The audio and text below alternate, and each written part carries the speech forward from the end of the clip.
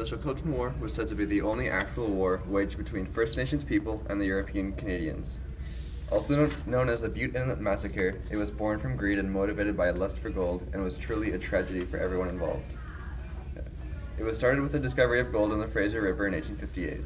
Rumors quickly spread and caused prospectors to flood in the hope of getting rich quick. The First Nations people of the area, the chilcotin, previously had little contact with Europeans, so it was a bit of a shock when all of the people showed up without a warning. Even so, the chilcotin had tolerated them, trading with them, or working as packers or guides. In 1862, disaster struck. The miners had unknowingly brought with them smallpox, and as the chilcotin had no previous contact with it, were completely susceptible. Smallpox devastated entire villages, killing hundreds within just a few weeks. To make matters even worse, two businessmen took the blankets that had wrapped the sick and sold them to other chilcotin, starting a second outbreak. It was estimated that between one-half to two-thirds of the chilcotin population died between 1862 and 1863. While all this was happening, a man named Alfred Waddington began building a road from the coast at Butte Inlet into the Caribou to provide easy access for prospectors.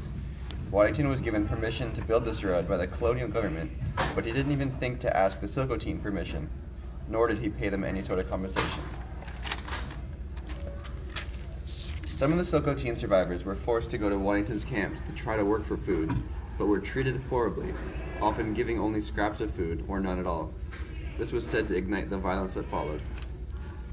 A group of road builders discovered that their store of flour had been taken, and so questioned some of the First Nations. One chilcotin man had responded saying, "You're in our country, you owe us bread." The man in charge of the builders responded by writing their names down, saying that he would send sickness into the country and would kill every last one of them. All around a pretty pleasant guy. The act of writing down the names was foreign to the First Nations. They believed that names had power, and so the threat frightened the chilcotin. The news of this quickly spread to the powerful war chief, Litsatsin.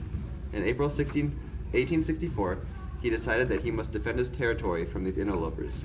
The following strategic attacks were seen as unwarranted and savage attacks of violence. Litsatsin and 12 other warriors attacked the Hamathko construction camp at the end of April 1864. 13 men were killed. After an additional 2 attacks, 5 more British were killed as well. This caused the governor, Frederick Seymour, to take action. He sent out 2 military groups to search for Litsatsin and his warriors. From June to August, nearly 200 men searched for this group. Finally, a message was sent out to Litsatsin that they could go meet with Seymour without fear. The warriors believed that they merely wanted to negotiate a peace treaty, but the governor had other ideas. On the day of meeting, Litsatsin and 6 others arrived at the old HBC Fort Chilcotin. They were unarmed and so had no chance of fighting back. They were seized, handcuffed, and sent to the settlement of Quesno on the Fraser River.